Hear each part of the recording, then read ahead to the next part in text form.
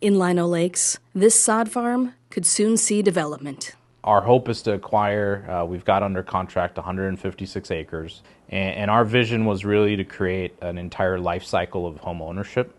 Starts with rental apartments, townhomes, villas, senior living, and then 3 different lot sizes when it comes to single-family homes. There are plans for an event center, coffee shop, grocery store, and daycare in the development, along with a mosque. Our hope was to build a ground-up construction, 40,000 square foot mosque. Yusuf has submitted his plans to the city of Lino Lakes for review. Now the city reviews the project using their 2040 comprehensive plan as a guide. So the first thing we're going to look at with any plan that comes in is whether or not it's consistent with the land use that we have proposed in those areas.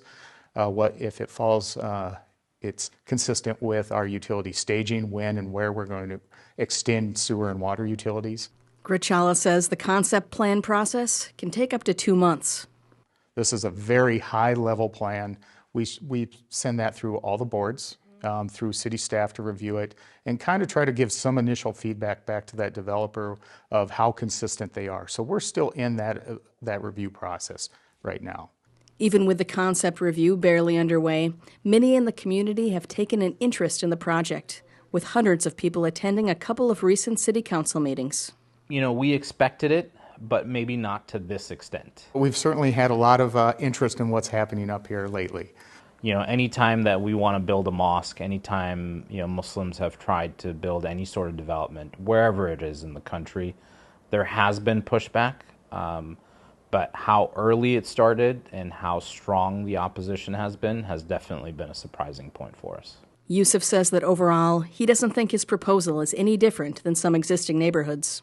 So it's a unique idea in the sense that it is master planned, right? Meaning we're telling you from the beginning that, you know, we're going to build all these homes and apartments and coffee shops and commercial, and it will have a place of worship in it as well.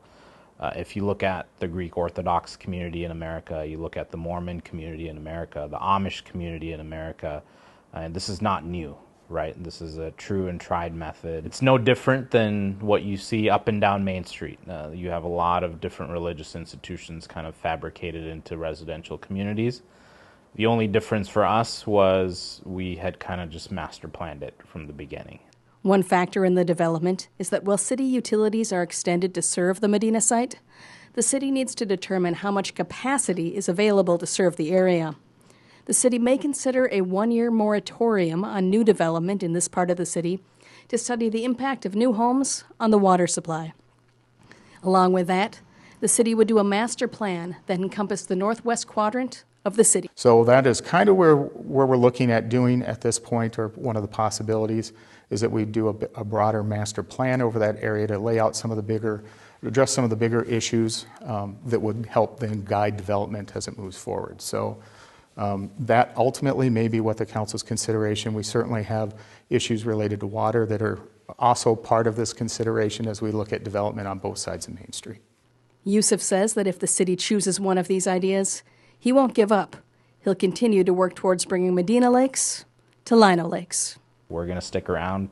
We'll fight it every step of the way, and once the moratorium ends, we'll still be there. So our hope and vision is to make this a reality, and I think we will. Might just take a little bit longer. For North Metro TV News, Danica Peterson reporting.